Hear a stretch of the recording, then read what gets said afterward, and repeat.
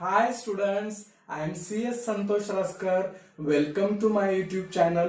आज आपण 12th अकाउंटन्सीचा जो सेकंड चॅप्टर आहे accounts of not for profit concern त्या चॅप्टर मधील प्रॅक्टिकल प्रॉब्लेम नंबर 4 पाहणार आहोत. नॉट फॉर प्रॉफिट कन्सर्न चे जे प्रॉब्लेम दिलेले असतात ते दोन पद्धतीत दिले जाऊ शकतात. पहिली पद्धत म्हणजे तुम्हाला balance sheet, receipts and payments account and adjustment दिलेले असतात आणि दुसरी पद्धत म्हणजे फक्त receipts and payments account and adjustment दिलेले असतात. नॉर्मली आपल्याला प्रिपेअर करताना इन्कम अँड एक्सपेंडिचर अकाउंट आणि बॅलन्स शीट तयार करायचं असतं, परंतु या प्रॉब्लेम मध्ये आपल्याला फक्त इन्कम अँड एक्सपेंडिचर अकाउंट तयार करायला सांगितलेलं आहे. देतानाही फक्त रिसिट्स अँड पेमेंट्स अकाउंट आणि ऍडजस्टमेंट दिलेले आहेत आणि तयार करतानाही फक्त इन्कम अँड एक्सपेंडिचर अकाउंट तयार करायचं आहे, बॅलन्स शीट तयार करायची नाही. लक्षात घ्या, हा प्रॅक्टिससाठी दिलेला प्रॉब्लेम आहे. परीक्षेमध्ये अशा प्रकारचा प्रॉब्लेम विचारला जाणार नाही. परीक्षेमध्ये तुम्हाला इन्कम अँड एक्सपेंडिचर अकाउंट आणि बॅलन्स शीट या दोन्ही गोष्टी तयार कराव्या लागतातच. अकाउंटचा कोणताही प्रॉब्लेम सोडवायला सुरुवात केली की सगळ्यात पहिल्यांदा काय करायचं असतं आपल्याला, सगळ्यात पहिल्यांदा प्रॉब्लेम वाचून घ्यायचा डिटेलमध्ये आणि ज्या ज्या आयटम्स वरती ऍडजस्टमेंट दिलेल्या आहेत त्याला टिक मार्क करून घ्यायचं असतं. चला तर आपण प्रॉब्लेम वाचूया मग. Following is the receipts and payments account of Satara sports club Satara. Prepare income and expenditure account for the year ending 31st March 2019. Receipts and payments account आपल्याला दिलेलं आहे आणि ऍडजस्टमेंट दिलेलं आहे. वन बाय वन रीड करतो मी. Outstanding subscription for current year is 4500. Current इयरचा subscription outstanding आहे 4500. सो सबस्क्रिप्शन रिसीट साइडला सबस्क्रिप्शन जो आयटम आहे त्याला आपल्याला स्टार करावा लागेल. Outstanding rent for current year amounted to ₹1000. Payment साइडला जे रेंट दिलेलं आहे त्यालाही स्टार करावं लागेल. ऑलरेडी रेंट वरती एक हिडन ऍडजस्टमेंट आहे आणि ही एक एक्सटर्नल ऍडजस्टमेंट आहे. Entrance fees are to be treated as a revenue income. Entrance fees दिलेली आहे त्याला रेव्हेन्यू इन्कम ट्रीट करा असं म्हणतायत. म्हणजे थोडक्यात आपण ते इन्कम साइडला लिहायचं आहे, ते कॅपिटल फंड मध्ये ऍड करायचं नाही. सो याला स्टार करायची काही गरज नाहीये. आणि शेवटची adjustment, stock of sport material as on 1st April 2018 ₹6000 and 31st March 2019 14,000. Stock of sport material.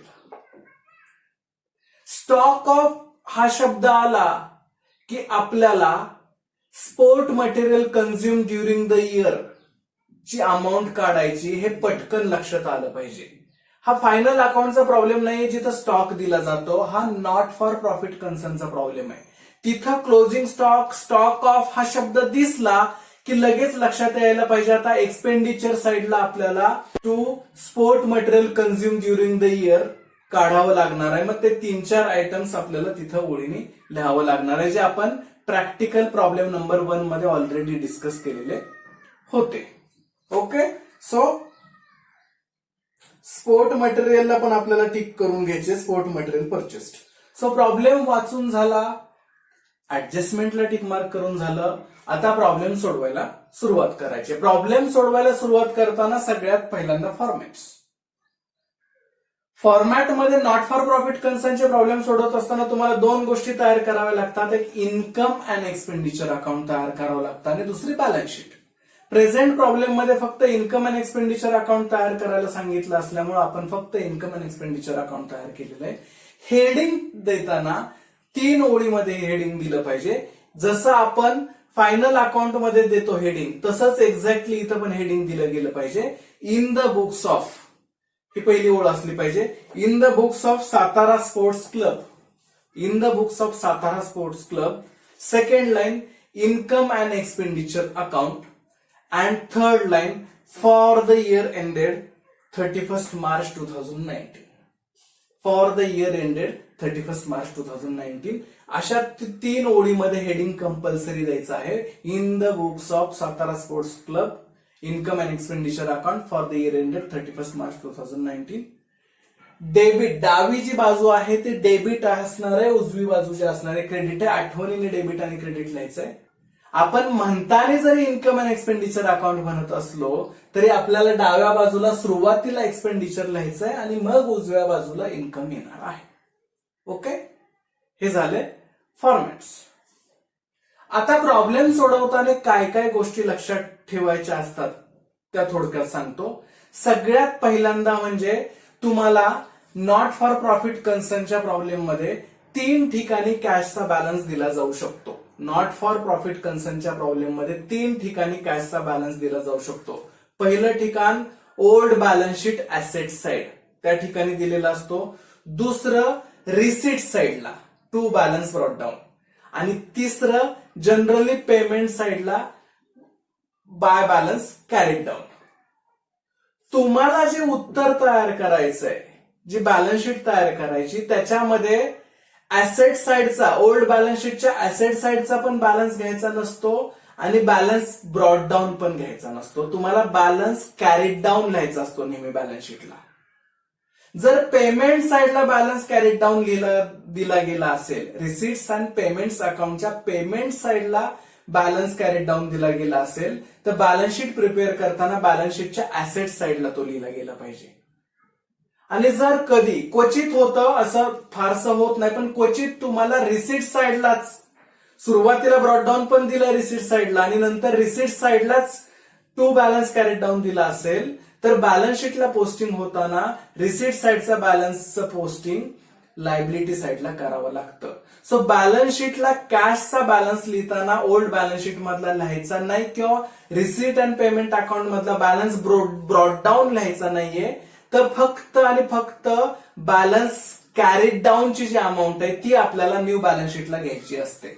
Balance carried down जर पेमेंट साइडला दिला गेला असेल तर न्यू बॅलन्स शीट मध्ये ऍसेट साइडला तो बॅलन्स लिहिणार, आणि रिसीट्स अँड पेमेंट अकाउंट मध्ये रिसीट साइडला जर बॅलन्स कॅरीड डाऊन दिला असेल तर तो आपण न्यू बॅलन्स शीटच्या लायबिलिटी साइडला लिहिणार. ही झाली पहिली गोष्ट. नंतर रिसीट साइडला ज्या ज्या गोष्टी दिलेल्या असतात त्या आपल्याला सोल्युशन तयार करताना, प्रॉब्लेम सोडवत असताना इन्कमला घ्यायच्या असतात किंवा लायबिलिटी असेल तर त्यांचं पोस्टिंग लायबिलिटीला करायचं असतं. सो तिकडं जे टू म्हणून दिलेलं असतं ते आपल्याला प्रॉब्लेम सॉल्व्ह करताना इन्कम साइडला बाय म्हणून घ्यायचं असतं. टूचं वर्डिंग चेंज होतं, बाय करायचं, टूचं बाय करायचं. रिसीट साइडला ज्या ज्या गोष्टी to to to to to म्हणून दिल्या असतील त्या इन्कम साइडला बाय बाय म्हणून घ्यायचं. लिहिताना एकच गोष्ट लक्षात ठेवायची की कधी कधी लायबिलिटी आली तर ती इन्कमला न लिहिता ती बॅलन्स शीटच्या लायबिलिटी साइडला लिहायची असते. आणि एक एक्सेप्शन याला असतं, ते म्हणजे सेल ऑफ ऍसेट दिलं, सेल ऑफ ऍसेट दिलं तर ते कधी इन्कम साइडला पोस्ट होत नाही. ते कसं पोस्ट करायचं ते ऍडजस्टमेंट मध्ये मी सांगेन, पण सेल ऑफ ऍसेट कधी इन्कम साइडला पोस्ट होणार नाही. ओके, सो जे रिसीट साइडला दिलेलं असतं ते इन्कम साइडला घ्यायचं. इन्कम असेल तर इन्कमला लिहायचं, लायबिलिटी असेल तर बॅलन्स शीटच्या लायबिलिटीला पोस्टिंग करायचं. जे पेमेंट साइडला बाय म्हणून दिलेलं आहे ते इन्कम अँड एक्सपेंडिचर अकाउंटला लिहिताना एक्सपेंडिचर कॉलम मध्ये सगळं टू ला लिहायचंय. जे पेमेंट रिसीट्स अँड पेमेंट्स अकाउंटच्या पेमेंट साइडला बाय बाय म्हणून जे आयटम्स दिलेले असतात ते एक्सपेंडिचर साइडला टू म्हणून लिहायचे असतात. इथंही एक गोष्ट लक्षात ठेवायची असते, लिहित असताना जे एक्सपेन्सेस आहेत तेच एक्सपेंडिचरला येतील आणि जे ऍसेट्स आहेत ते बॅलन्स शीटच्या ऍसेट साइडला लिहावे लागतील. थोडक्यात म्हणजे काय, तर जे रिसीट्स अँड पेमेंट्स अकाउंट दिलेलं असतं त्याच्या रिसीट साइडला दोन गोष्टी असू शकतात. एक इन्कम असू शकतं किंवा लायबिलिटी असू शकतं. इन्कम असेल तर इन्कम साइडला पोस्ट करणार, लायबिलिटी असेल तर न्यू बॅलन्स शीटच्या लायबिलिटीला पोस्ट करणार. पेमेंट साइडला पण एक्सपेन्सेस असू शकतात किंवा ऍसेट्स असू शकतात. एक्सपेन्सेस असेल तर एक्सपेंडिचरला पोस्ट करायचं, ऍसेट असेल तर न्यू बॅलन्स शीटच्या ऍसेट साइडला पोस्ट करायचं. या गोष्टी लक्षात ठेवायच्यात.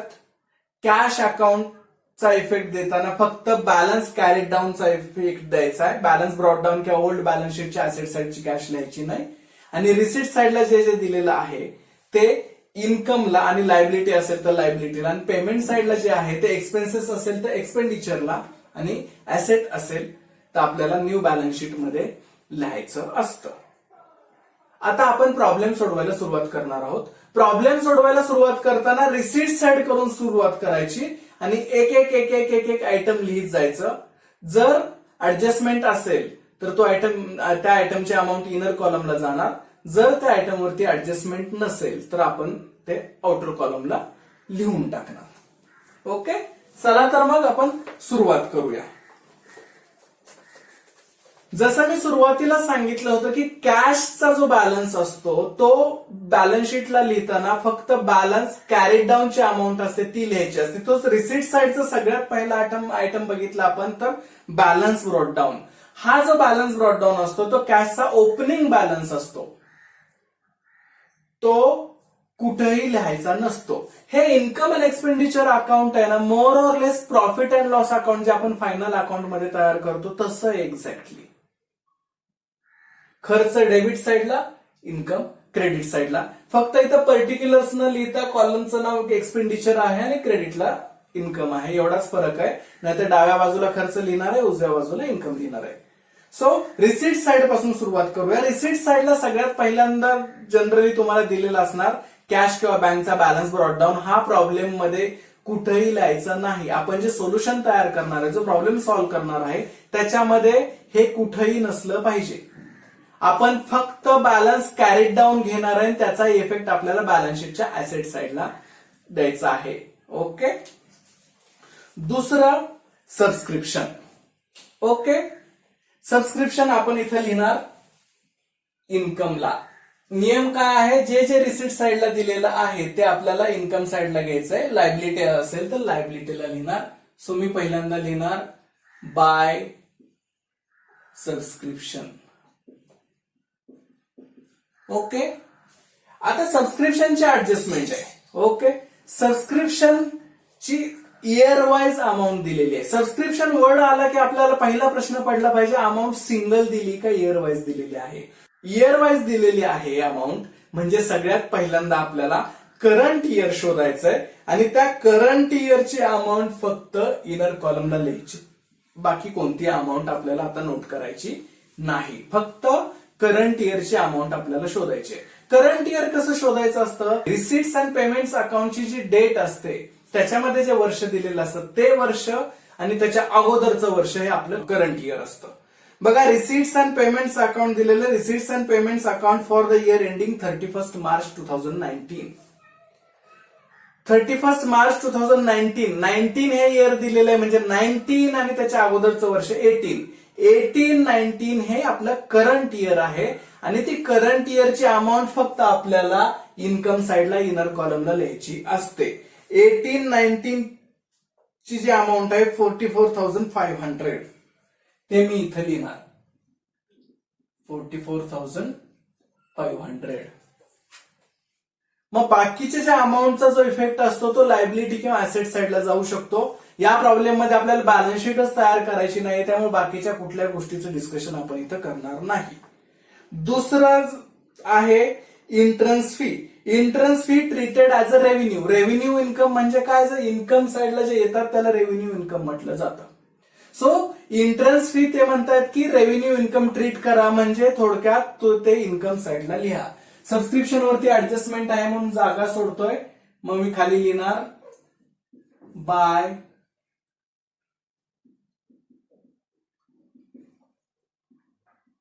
entrance fees. Entrance fees 8,000. Okay. Next, donation for building fund. बघा, डोनेशन आलेलं आहे. Donation not for profit concern मध्ये दोन प्रकारचे असतात. एक जनरल डोनेशन असतं आणि एक स्पेसिफिक डोनेशन असतं. जनरल डोनेशन म्हणजे काय, ज्यावेळेस प्रॉब्लेम मध्ये तुम्हाला नुसतं डोनेशन किंवा डोनेशन ब्रॅकेटमध्ये रेव्हेन्यू दिलेलं असतं त्याला जनरल डोनेशन म्हटलं जातं. जनरल डोनेशन हे इन्कम साईडला घ्यायचं असतं. मग स्पेसिफिक डोनेशन काय असतं? स्पेसिफिक डोनेशन म्हणजे तुम्हाला जे डोनेशन मिळालेलं आहे ते ठराविक पर्पजसाठी मिळालेलं आहे, ठराविक कारणासाठी मिळालेलं आहे, तर त्याला स्पेसिफिक डोनेशन म्हणतात. स्पेसिफिक डोनेशन हे लायबिलिटी साईडला लिहायचं असतं, ते इन्कम साईडला येत नाही.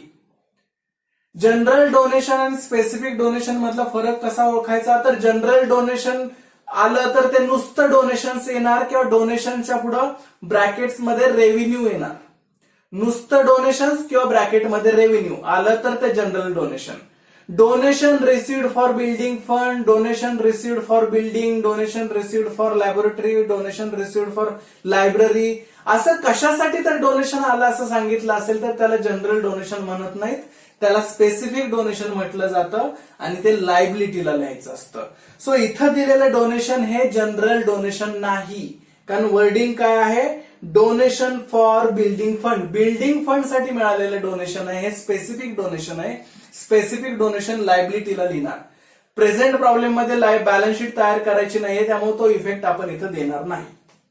पुढचा आयटम आहे interest.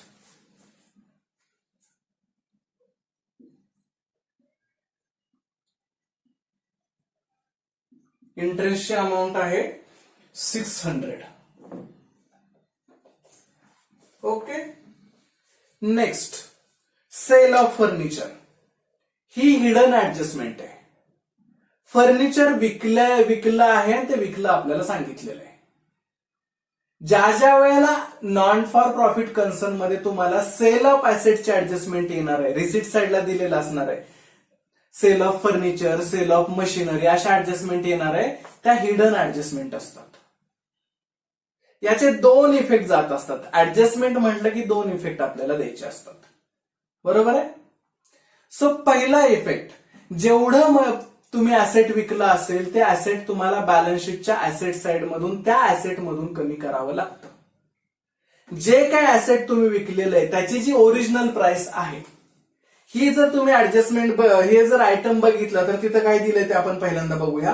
To sale of furniture एक अमाऊंट दिले ब्रॅकेटमध्ये बुक व्हॅल्यू. बुक व्हॅल्यू म्हणजे त्याची ओरिजिनल किंमत, मूळ किंमत, किती किमतीला ते आपल्याला पडलेलं होतं, ओरिजिनल किंमत 8,000. आणि कॉलम मध्ये, अमाऊंटच्या कॉलम मध्ये दिलेली जी अमाऊंट असते ती असते सेल प्राइस, ती विक्रीची किंमत असते. ओके.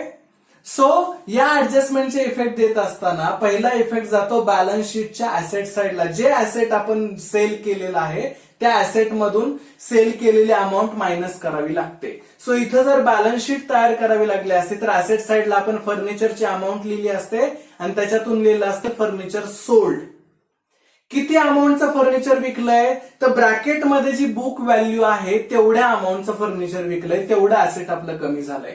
सो ऍसेट साइडला इफेक्ट देत असताना जी अमाऊंट लिहायची असते ती ब्रॅकेट मधली लिहायची असते, कॉलम मधली नसते लिहायची. ज्यावेळेस सेल ऑफ ऍसेटची ऍडजस्टमेंट येते त्या पर्टिक्युलर ऍसेट मधून आपण अमाऊंट मायनस करतो, त्यावेळेला ब्रॅकेटमध्ये ऍसेटच्या नावाखाली ब्रॅकेटमध्ये जी अमाऊंट दिलेली असते ती मायनस करायची असते ऍसेट साइड मधून. कॉलम मध्ये दिलेली अमाऊंट मायनस करायची नसते. ब्रॅकेट मधली अमाऊंट म्हणजे ओरिजिनल प्राइस असते आणि ते ऍसेट कमी झालेलं असतं तेवढ्याच. सो एक इफेक्ट जाणार बॅलन्स शीटच्या ऍसेट साइडला, फर्निचर मधून आपण मायनस केले असते 8,000, कारण 8,000 ओरिजिनल किमतीचं आपण फर्निचर विकलंय. आता मी तुम्हाला सुरुवातीला सांगितलं होतं की एखादं ऍसेट विकलं जातं त्यावेळेस जरी ते रिसिट साइडला येत असेल तरी ते इन्कमला लिहायचं नसतं. मग कुठं लिहायचं असतं? लिहिण्याच्या अगोदर आपल्याला ठरवायचं असतं की त्या ऍसेटच्या विक्रीमधून प्रॉफिट झालाय की लॉस झालाय आणि त्यानुसार इफेक्ट द्यायचा असतो. लॉस झाला तर एक्सपेंडिचरला इफेक्ट द्यायचा असतो. ते जे सेल ट्रान्झॅक्शन आपण जे ऍसेट विकलेलं आहे त्याच्यामध्ये जर लॉस झाला तर एक्सपेंडिचर साइडला लिहायचं असतं आणि त्याच्यामध्ये प्रॉफिट झाला तर इन्कम साइडला लिहायचं असतं. ओके. सो मग लॉस किंवा प्रॉफिट काढायचा कसा? तर ब्रॅकेटमध्ये जी दिलेली प्राइस असते आपल्याला ती असते ओरिजिनल व्हॅल्यू. ओरिजिनल व्हॅल्यू म्हणजे मूळ किती किमतीचं ते ऍसेट होतं. फर्निचरची जर आपण विचारात घ्यायची किंमत बघितली तर या प्रॉब्लेम मधले फर्निचर आपण जे विकलेलं आहे त्याची किंमत होती 8,000 रुपये. आता 8,000 किमतीचं फर्निचर किती किमतीला विकलंय? अमाऊंट या कॉलम मध्ये जी अमाऊंट दिलेली असते ती असते आपली सेल प्राइस, असेट विकून आलेले पैसे. कितीला विकलंय आपण? 4,500. बघा 8,000 रुपये किमतीचं फर्निचर आपण 4,500 रुपयाला विकलं म्हणजे आपल्याला लॉस झाला. आता गंमत अशी आहे, इफेक्ट इन्कमला द्या किंवा एक्सपेंडिचरला द्या, ठरवूया आपण. प्रॉफिट झाला तर इन्कमला, लॉस झाला तर एक्सपेंडिचरला. पण या दोन्ही अमाऊंट इन्कम आणि एक्सपेंडिचरला दिसत नाहीत. 8,000 पण दिसणार नाही आणि 4,500 पण दिसणार नाही. जेवढा प्रॉफिट होतोय किंवा जेवढा लॉस होतोय तेवढी अमाऊंट आपल्याला इन्कम आणि एक्सपेंडिचरला रेकॉर्ड करायची असते. जेव्हा सेल ऑफ असेटची ऍडजस्टमेंट येते त्यावेळेला ओरिजिनल किंमत पण इन्कम अँड एक्सपेंडिचरला लिहिली जात नाही आणि सेल प्राइस पण लिहिली जात नाही. त्या ट्रान्झॅक्शन मध्ये प्रॉफिट झालंय की लॉस झालंय हे शोधलं जातं आणि त्या प्रॉफिट किंवा लॉसची किंमत आपल्याला लिहायची असते. सो असेट साइडला इफेक्ट देताना आपण जी बुक व्हॅल्यू आहे, जी ओरिजिनल प्राइस आहे तेवढी असेट मधून मायनस करणार, परंतु इन्कम अँड एक्सपेंडिचरला लिहिताना या दोन्हीही व्हॅल्यूंचा विचार करणार नाही, या दोन्ही व्हॅल्यू इथे लिहिणार नाही. प्रॉफिट झालंय की लॉस झालंय ते किती, ते ती अमाऊंट आपल्याला लिहायची. सो पहिल्यांदा आपल्याला बघायचंय प्रॉफिट झालाय का लॉस झालाय. प्रॉफिट कधी होतो? जर ओरिजिनल किंमत कमी असेल आणि सेल प्राइस जास्त असेल तर प्रॉफिट होतो. लॉस कधी होतो? तुमची वस्तूची मूळ किंमत जास्त आहे आणि तुम्ही विकताय कमी किमतीला तर तुमचा लॉस होतो. आता बघूया, आपलं फर्निचर होतं 8,000 रुपयाचं, ओरिजिनल किंमत होती 8,000 आणि विकलं गेलं 4,500ला. म्हणजे माझी ओरिजिनल प्राइस जास्त होती आणि माझी सेल प्राइस कमी. मूळ किंमत जास्त आहे आणि विक्री किंमत कमी आहे म्हणजे मला लॉस झालाय, कारण माझं फर्निचर जास्त किमतीचं होतं, मी ते कमी किमतीला विकलंय. सो लॉस झाला हे मला माहित झालं. मग मला आता इफेक्ट द्यायचा आहे एक्सपेंडिचरला, कारण सेल ऑफ ऍसेटच्या ऍडजस्टमेंट मध्ये लॉस झाला तर इफेक्ट जातो एक्सपेंडिचरला, प्रॉफिट झाला तर इफेक्ट येतो इन्कमला. सो मला समजलं की लॉस झालेला आहे, मला इफेक्ट द्यायचा आहे एक्सपेंडिचरला. मग दुसरा प्रश्न, किती लॉस झाला? 8,000 रुपयाचं फर्निचर मी 4,500 रुपयाला विकलं, म्हणजे 8,000 बुक व्हॅल्यू, 4,500 सेल प्राइस. 8,000 मधून 4,500 मायनस केले तर माझं उत्तर येतं 3,500. 3,500. 3,500 हा माझा लॉस आहे जो मला एक्सपेंडिचर साइडला रेकॉर्ड करायचा आहे. मग मी लिहिताना काय लिहिणार? टू काय झालंय? लॉस झालाय. To loss on sale of furniture. काय झालंय ते लिहिलं आपण इथं. आपल्याला लॉस झाला, फर्निचरचा सेल करताना लॉस झाला 3,500. ओके, बॅलन्स शीट तयार करायची नाहीये म्हणून बॅलन्स शीटचा इफेक्ट दिलेला नाहीये. जो लॉस झाला तो आपण एक्सपेंडिचरला लिहिला. सो रिसीट साइडचं सगळं लिहून झालं आपलं. आता आपण पेमेंट साइड बघणार. पेमेंट साइड बघताना 1 बाय 1 एक्सपेन्सेस रेकॉर्ड करायचे. ऍडजस्टमेंट असेल तर इनर कॉलमला, नसेल तर आउटर कॉलमला, आणि ऍसेट असेल तर बॅलन्स शीटला ट्रान्सफर करायचं. ओके, पहिलं सॅलरी. सॅलरीज हे एक्सपेन्सेस आहे, आपल्याला फायनल अकाउंटचे प्रॉब्लेम सोडून सोडून कल्पना आलेली आहे. सो सॅलरीज मी लिहिणार 5,000. ऍडजस्टमेंट नाहीये, टू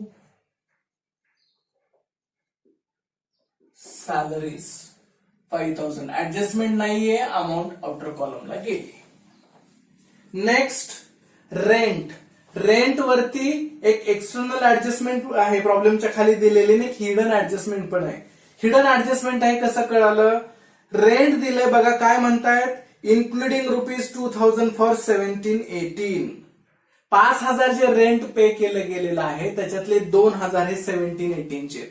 आपण हे जे इन्कम अँड एक्सपेंडिचर अकाउंट करतो हे फक्त एका वर्षाचं असतं. याच्यामध्ये पाठीमागचा केलेला खर्च पण रेकॉर्ड केला जात नाही, पुढचा झालेला खर्च पण रेकॉर्ड करत नाही आपण. फक्त करंट इयर जे आहे आपलं 18-19 तेवढाच एक्सपेन्सेस रेकॉर्ड करणार. म्हणजे टोटल 5,000 जरी दिलेत रेंटचे तरी त्याच्यातले 2,000 मागच्या वर्षाचे आहेत. आपण एक्सपेंडिचर अकाउंट तयार करत असताना, इन्कम अँड एक्सपेंडिचर अकाउंट तयार करत असताना फक्त या वर्षाशी रिलेटेड खर्च रेकॉर्ड करत असतो, मागचा वर्षीचा खर्च येणार नाही. ओके, सो मग मी काय करणार, मी लिहिणार इथं टू रेंट, इनर कॉलमला 5000 लिहिणार, लेस पेड फॉर 2017-18, 17-18चे जे पे केलेले आहेत 2000 ते आपल्याला याच्यातून मायनस करावे लागणार आहेत. जे आन्सर येणार आहे मी ते इनर कॉलमलाच लिहिणार आहे, कारण आपल्याला अजून एक ऍडजस्टमेंट त्याच्यावरती करायची. आता ऍडजस्टमेंट सॉल्व्ह करायची नाही आपल्याला, एक्सटर्नल ऍडजस्टमेंट आपण 1 बाय 1 करूया. इलेक्ट्रिसिटी चार्जेस, इलेक्ट्रिसिटी चार्जेस म्हणजे खर्च आहे. मग इथं मी लिहिणार, जागा सोडायची आपल्याला इथं, टू इलेक्ट्रिसिटी चार्जेस. इलेक्ट्रिसिटी चार्जेसचे अमाऊंट आहे 1450. ओके, 1450. नेक्स्ट आयटम आहे फिक्स डिपॉझिट. फिक्स डिपॉझिट हे आपलं ऍसेट असतं, ते ऍसेट साइडला रेकॉर्ड केलं जाईल. आपण बॅलन्स शीट बनवणार नाही आहोत, सो त्याचा इफेक्ट आपल्याला या प्रॉब्लेम मध्ये द्यायचा नाहीये. त्याच्यानंतरचा एक्सपेन्सेस आहे जनरल एक्सपेन्सेस, परत ब्रॅकेटमध्ये हिडन ऍडजस्टमेंट आहे, इन्क्लुडिंग 500 फेड for next year. General expenses आपण केलेले 5500. आपण जनरल एक्सपेन्सेस म्हणजे ज्या एक्सपेन्सेसला नाव नसतं, इतर खर्च म्हणतो, त्याला जनरल एक्सपेन्सेस म्हणतात. जनरल एक्सपेन्सेस 5500 पे केला या वर्षात, परंतु काय झालेलं आहे, 500 रुपीज त्याच्यामध्ये जे इन्क्लूड आहेत ते पुढच्या वर्षाच्या आत्ताच देऊन टाकलेले आहेत. मगाशी सांगितल्याप्रमाणे इन्कम अँड एक्सपेंडिचर अकाउंट हे फक्त करंट इयरचे एक्सपेन्सेस रेकॉर्ड करतं, मागचा पण करत नाही, पुढचा पण करत नाही.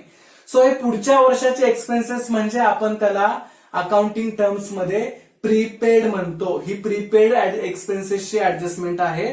प्रीपेड एक्सपेन्सेसचे ऍडजस्टमेंटचे इफेक्ट जसे फायनल अकाउंट मध्ये जातात तसेच जातात. एक्सपेन्सेस मधून तो खर्च मायनस केला जाणार आणि बॅलन्स शीटच्या ऍसेट साइडला लिहिला जाणार. ओके, सो मी इथं लिहिताना लिहिणार टू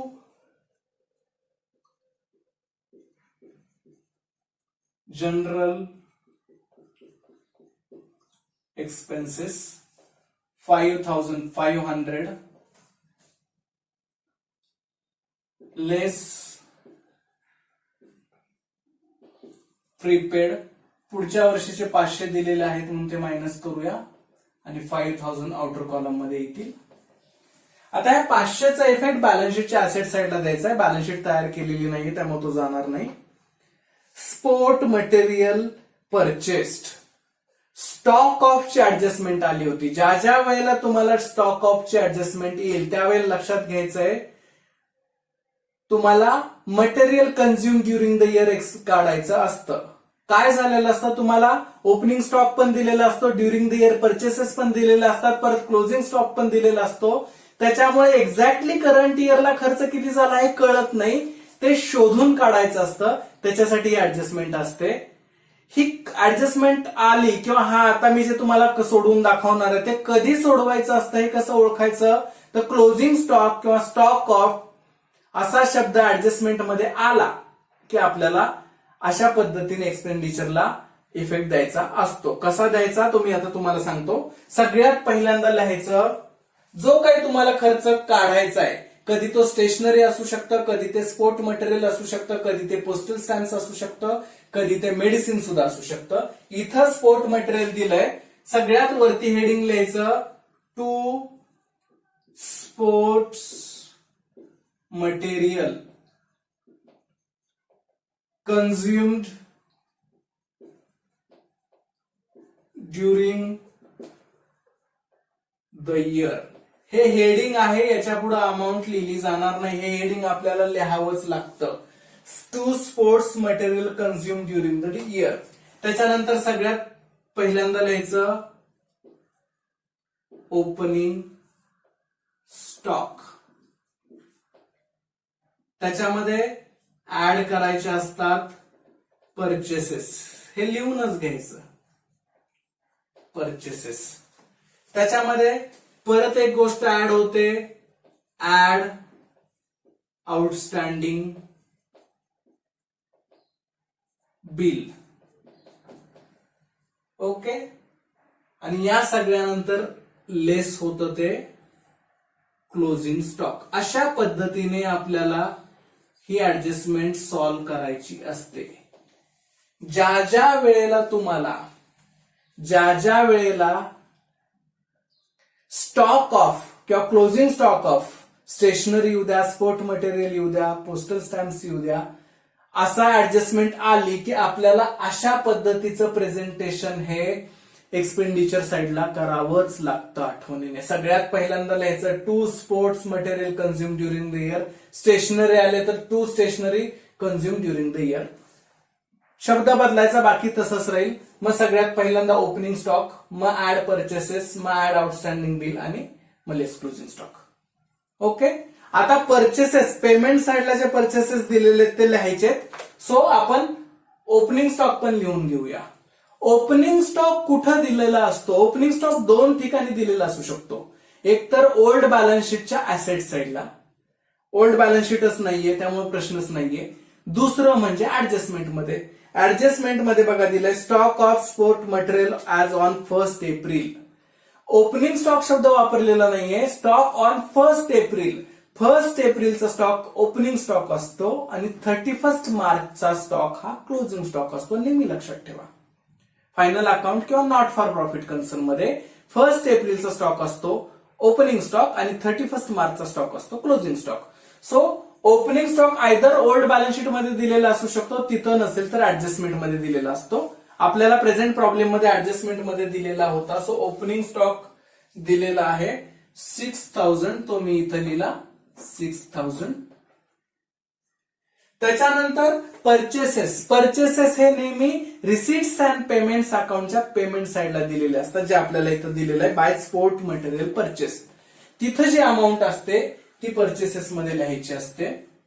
मग परचेसेसची अमाऊंट दिलेली आपल्याला 40,000. ओके. सो 40 प्लस 6 46 झाले. ऍड करायचं असतं आउटस्टँडिंग बिल.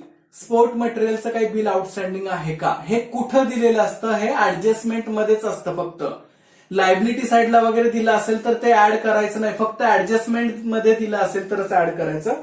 ऍडजस्टमेंट मध्ये काय आउटस्टँडिंग बिल वगैरे दिलेलं नाही. आउटस्टँडिंग रेंट दिलंय पण त्या आउटस्टँडिंगचा या स्पोर्ट मटेरियलच्या बिलाशी काही संबंध नाही. सो इथं येणार डॅश, परत आपली टोटल जाणार 46,000. ओके. आता जे शेवटचं आहे क्लोजिंग स्टॉक, ते कुठं दिलेलं असतं? ते परत ऍडजस्टमेंट मध्ये दिलेलं असतं. ऍडजस्टमेंट मध्ये बघा stock of sport material 1 April, तो ओपनिंग स्टॉक म्हणून इथं घेतला. आणि ऑन 31 मार्च 2019 14,000. 31 मार्चला किती होता? 14,000 रुपये होता. मग मी याच्यातून हे 14,000 रुपये मायनस करणार. 46,000 मायनस 14,000, 32,000 हा माझा करंट इयरचे स्पोर्ट मटेरियलचे एक्सपेन्सेस झाले. बघा आपल्याला प्रॉब्लेम मध्ये 6,000चा ओपनिंग स्टॉक दिला होता, परचेसेस दिले होते 40,000चे आणि परत 14,000चा क्लोजिंग स्टॉक दिला होता. त्यामुळे करंट इयरला किती पैसे गेले हे आपल्याला कळालंच नसतं. मग आपण हे अशा पद्धतीत सोडवल्यानंतर आपल्याला लक्षात आलं की 32,000 हा करंट इयरचा एक्सपेन्सेस आहे. याचे दुसरे इफेक्ट, हा झाला एक्सपेंडिचरचा. अजून कोणते इफेक्ट जाऊ शकतात? जर आउटस्टँडिंग बिलची तुम्हाला प्रॉब्लेम मध्ये अमाऊंट मिळाली तर न्यू बॅलन्स शीटच्या लायबिलिटीला ती अमाऊंट लिहायची असते आठवणीने. जर आउटस्टँडिंग बिलची अमाऊंट ऍडजस्टमेंट मध्ये दिली असेल आणि ती तुम्ही इथं ऍड केली तर त्याचा दुसरा इफेक्ट द्यायचा बॅलन्स शीटच्या लायबिलिटी साईडला. आणि हे जे क्लोजिंग स्टॉक आहे त्याचा दुसरा इफेक्ट द्यायचा असतो बॅलन्स शीटच्या ऍसेट साईडला. Closing stock of sport material 14,000 रुपये तुम्ही देणार. ओके. अशा पद्धतीत आपल्याला ही ऍडजस्टमेंट करायची असते. चला आपले रिसीट्स अँड पेमेंट्स अकाउंटचे आयटम सांगून झालेले. एक फक्त राहिलेला आहे बाय बॅलन्स कॅरीड डाऊन. बघा मी सुरुवातीला सांगितलं होतं कॅशचा एकच बॅलन्स आपल्याला घ्यायचा असतो आणि तो म्हणजे by balance carried down. By balance carried down जेव्हा पेमेंट साईडला दिला जातो त्याचा इफेक्ट आपल्याला बॅलन्स शीटच्या ऍसेट साईडला द्यावा लागतो. सो बॅलन्स शीट जर तयार केली असती, ऍसेट साइडला आपण लिहिलं असतं कॅश इन हँड 8,900 आणि cash at bank 25,000. Balance sheet तयार केलेली नाही, आपण ते लिहिणार नाही. हा बाय बॅलन्स, हा जर बॅलन्स कॅरी डाऊन पेमेंटला देण्याच्या ऐवजी रिसीट साइडला दिला गेला कधीतरी प्रॉब्लेम मध्ये टू बॅलन्स कॅरी डाऊन म्हणून, तर ते चुकलं वगैरे असं समजायचं नाही. इफेक्ट देताना ऍसेटला द्यायच्या ऐवजी न्यू बॅलन्स शीट मध्ये लायबिलिटी साइडला आपल्याला तो इफेक्ट द्यावा लागेल. आणि ते फक्त बँकच्या बाबतीतच घडू शकतं. कॅशचा बॅलन्स कधीही लायबिलिटीला जाणार नाही. सो रिसिट्स अँड पेमेंटचे सगळे आयटम पोस्ट करून झालेले आहेत. ज्या हिडन ऍडजस्टमेंट होत्या त्याही सोडून झालेल्या आहेत. प्लस स्पोर्ट मटेरियलची ऍडजस्टमेंटही आपण सोडून टाकलेली. आता उरलेले ऍडजस्टमेंट आपण पाहूया. सगळ्यात पहिली ऍडजस्टमेंट आहे सबस्क्रिप्शनची. आता सबस्क्रिप्शन आपण सगळ्यात पहिल्यांदा बघितलं होतं, सबस्क्रिप्शन इयर वाईज दिलेलं आहे.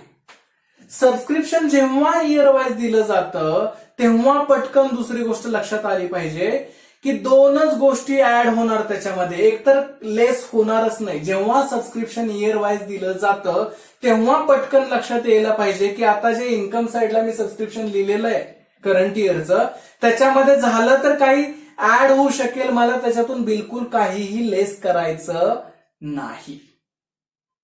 ओके, इयर वाईज असल्यामुळे लेस करायचं नाही. मग काय ऍड होऊ शकतं? पहिली गोष्ट ऍड होते subscription received in advance in last year. Subscription received in advance in last year कुठं दिलेलं असतं? पहिलं म्हणजे ओल्ड बॅलन्स शीटच्या लायबिलिटी साइडला. ओल्ड बॅलन्स शीटच दिलेली नाहीये त्यामुळे तिथं क्रॉस चेक करण्याचा प्रश्न नाहीये. दुसरं कुठं दिलेलं असू शकतं? दुसरं तुम्हाला ऍडजस्टमेंट मध्ये दिलेलं असू शकतं की subscription received in advance in last year. Adjustment मध्ये तसं काहीही दिलेलं नाही. सो पहिली जी गोष्ट ऍड करायची होती ती ऍड होऊ शकणार नाही कारण ती दिलीच नाही. इयर वाईज सबस्क्रिप्शन दिलं असेल तर त्याच्यामध्ये फक्त ऍड आणि ऍडच होतं, काही लेस होत नाही. दोन गोष्टी ऍड होतात. पहिली गोष्ट subscription received in advance in last year, ती तर काही दिलेली नाहीये. दुसरी गोष्ट outstanding subscription for current year कुठं दिलेलं असतं? ऍडजस्टमेंटमध्ये. पहिलीच ऍडजस्टमेंट आहे outstanding subscription for current year 4,500. So आपण आता हे ऍड करूया. Add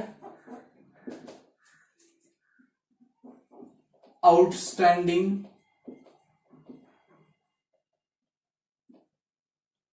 subscription for current year.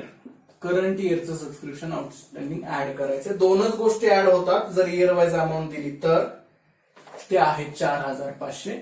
So 44,500 plus 4,500 माझं आन्सर आलं 49,000. ओके, 49,000. चला आता ही झाला इन्कम साइडचा इफेक्ट.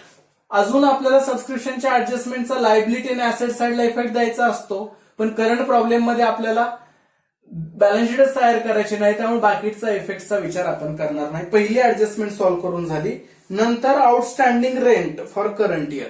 जसं फायनल अकाउंटमध्ये आउटस्टँडिंग कोणता एक्सपेन्सेस असेल तर ऍड केलं जायचं आणि दुसरा इफेक्ट बॅलन्स शीटच्या लायबिलिटीला लिहिला जायचा, तसंच सेम इथं करायचंय. पहिलं आपण जो एक्सपेन्सेस दिलेला आहे त्याच्यामध्ये आउटस्टँडिंग जो आहे तो ऍड करणार. मग मी इथं लिहिणार ऍड आउटस्टँडिंग. किती दिलंय आउटस्टँडिंग रेंट? आउटस्टँडिंग रेंट दिलेला आहे 1,000. मग हे 1,000 मी इथं ऍड करणार आणि 3 + 1 4,000 आउटर कॉलमला लिहिणार. ओके.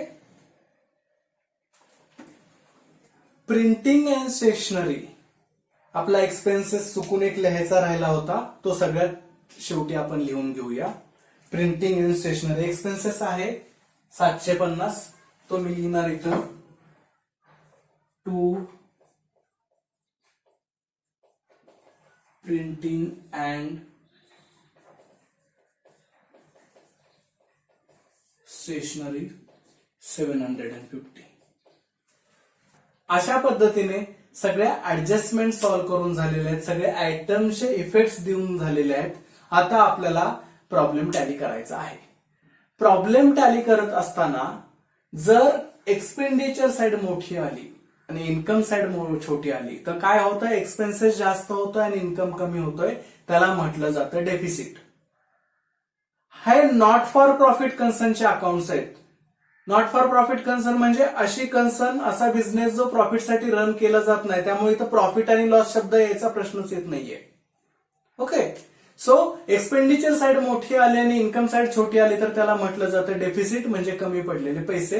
आणि इन्कम साइड मोठी आली, इन्कम साइड मोठी आली आणि एक्सपेंडिचर साइड छोटी आली तर त्याला म्हटलं जातं सरप्लस.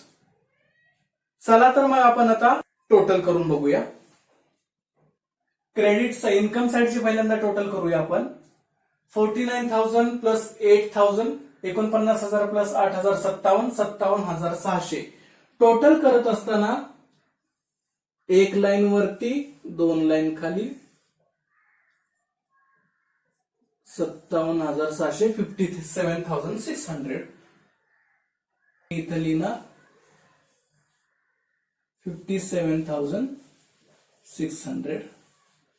आता आपण डेबिटची टोटल बघूया किती आहे. 51,700 टोटल येते डेबिटची. सो क्रेडिटची टोटल आहे 57,600 आणि डेबिटचे 51,700. 57,600 मधून 51,700 मायनस करूया. 0 16तून 7 गेले 9, 7तून 2 गेले 5 0. 5,900. इन्कम जास्त आहे, इन्कमची साईड जास्त आहे, एक्सपेंडिचर कमी आहे, म्हणजे हे जे पैसे आलेले आहेत याला तुम्ही म्हणणार सरप्लस. इथं प्रॉफिट अँड लॉस वापरायचं नसतं. मग मी म्हणणार टू सरप्लस. ब्रॅकेटमध्ये काय लिहायचं असतं, excess of income over expenditure. Excess of income over expenditure हे कंपल्सरी लिहायचं आणि अमाऊंट लिहायची. या सरप्लसचा दुसरा इफेक्ट जातो बॅलन्स शीटच्या लायबिलिटी साइडला. कॅपिटल फंड जे दिलेले असतात, कॅपिटल फंड मध्ये ही सरप्लसची अमाऊंट ऍड केली जाते. अशा पद्धतीने नॉट फॉर प्रॉफिटचा प्रॉब्लेम सोडवायचा असतो. जर माझा व्हिडिओ तुम्हाला आवडला असेल तर लाईक करा, शेअर करा, कमेंट्स करा आणि सबस्क्राईब करायला विसरू नका. आता आपण भेटूया पुढच्या व्हिडिओमध्ये, ज्याच्यामध्ये आपण प्रॅक्टिकल प्रॉब्लेम नंबर 5 सॉल्व्ह करणार आहोत. Thank you so much.